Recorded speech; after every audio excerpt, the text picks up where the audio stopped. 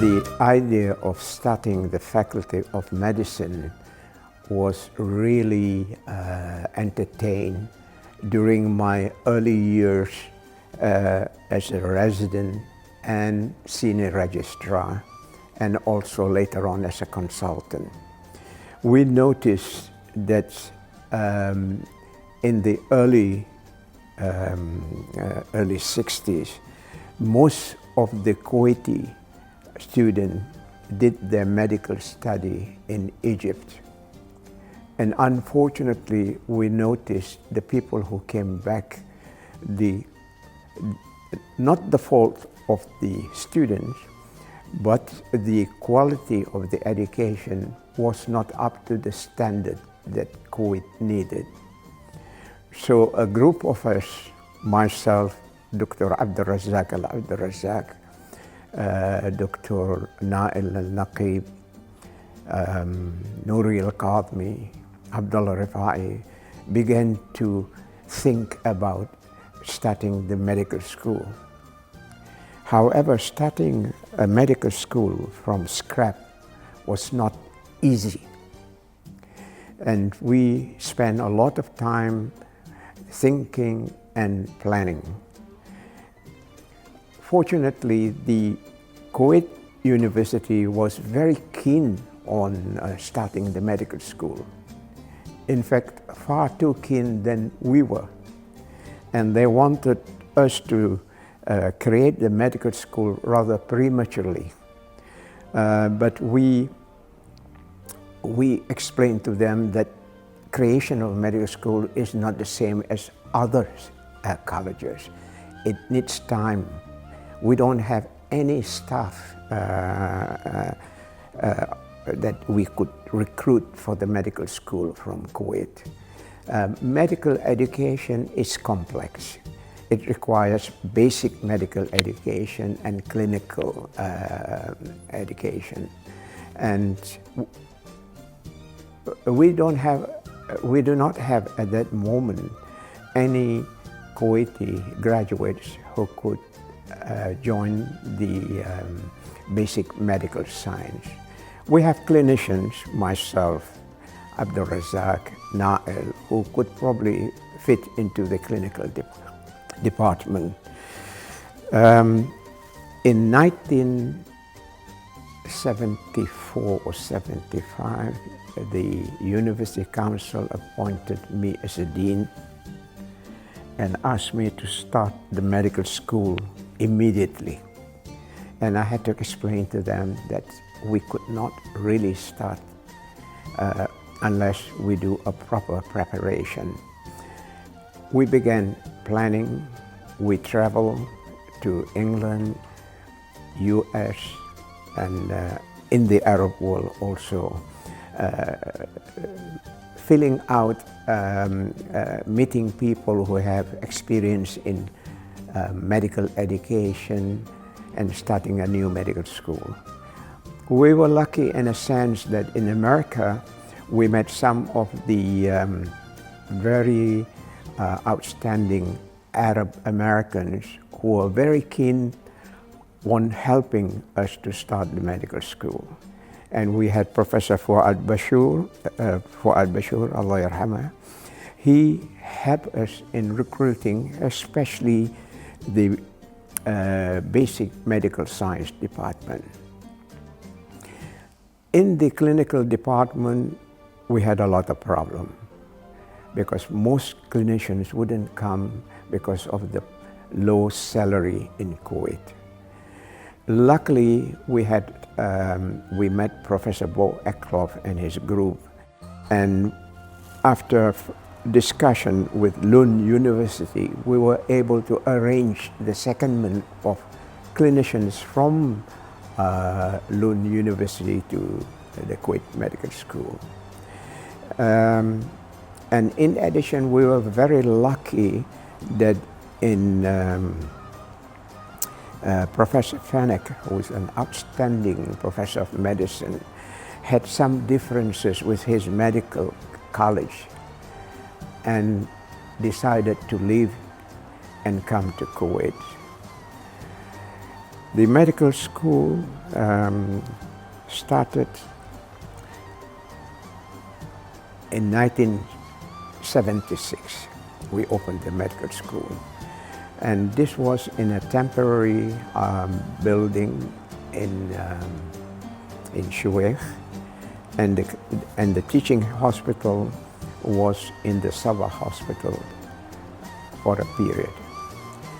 We decided to adopt Mubarak Hospital as a teaching hospital, and when Mubarak opened, we moved the clinical department to the Mubarak Hospital. I think we were very lucky also that the first batch of students that we took were outstanding. We only took 40 students. We didn't want to take too many because it was the learning stage. And we adopted a very important policy, and that is that we have always to maintain an international standard by making sure we have external examiners for all our examination, and we clearly tell our colleagues, the external examiners, that they should make sure that the graduates of the medical college is up to the standard of their own college.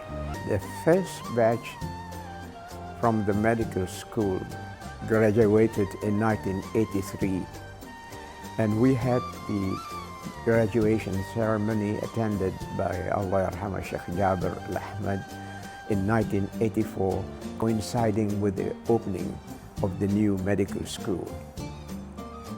Now that we have our graduates, it's important that we also arrange for them proper postgraduate training. And this was a combined effort between myself and Dr. Nail Naqib in the Ministry of Health. And from my side, of course, we have all the talented clinicians, Professor Fanek, Professor Bo Eklo, Professor Abdulrazak.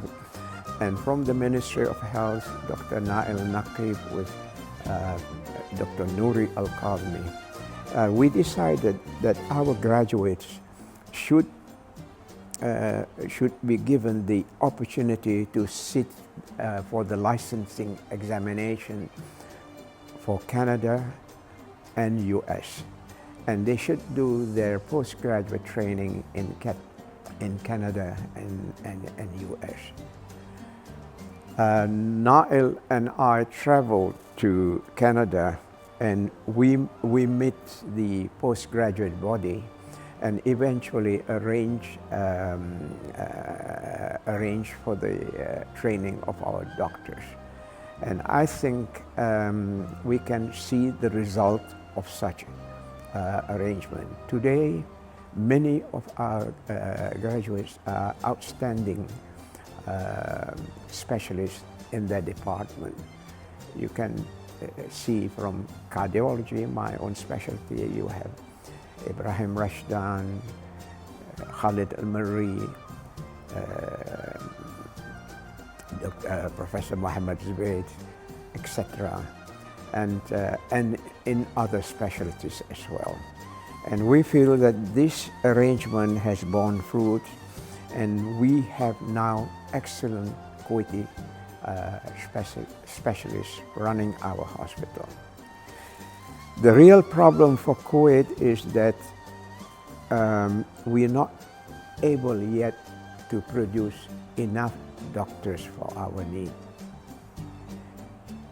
We had long time ago planned for the second medical school, but unfortunately, due to various problems, this hasn't materialized. Although we had a good beginning and we had started with a good standard, unfortunately, I'm a little bit worried that we may not be able to maintain the standard under current conditions.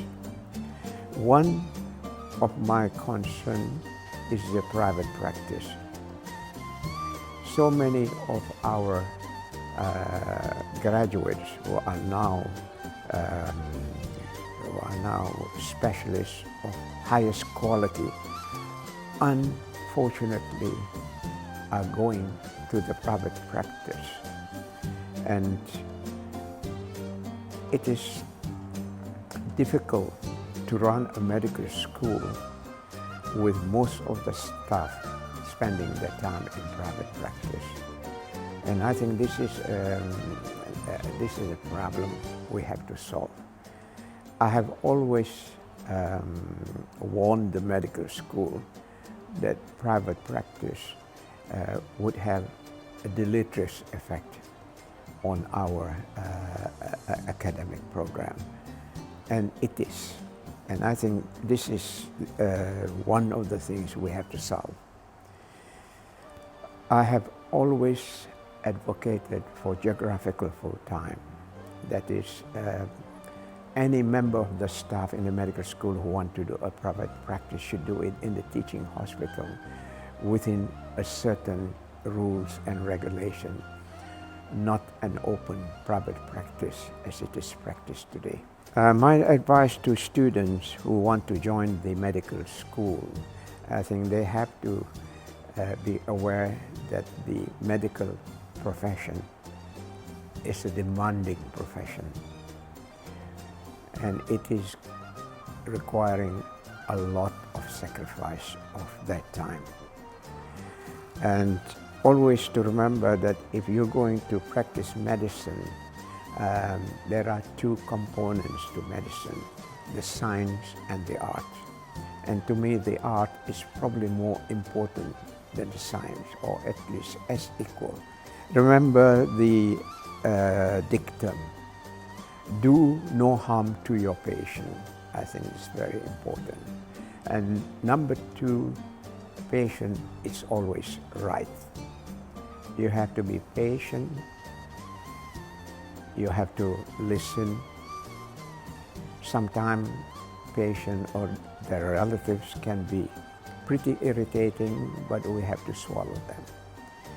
And medical professions requires a lot of physical and mental stamina.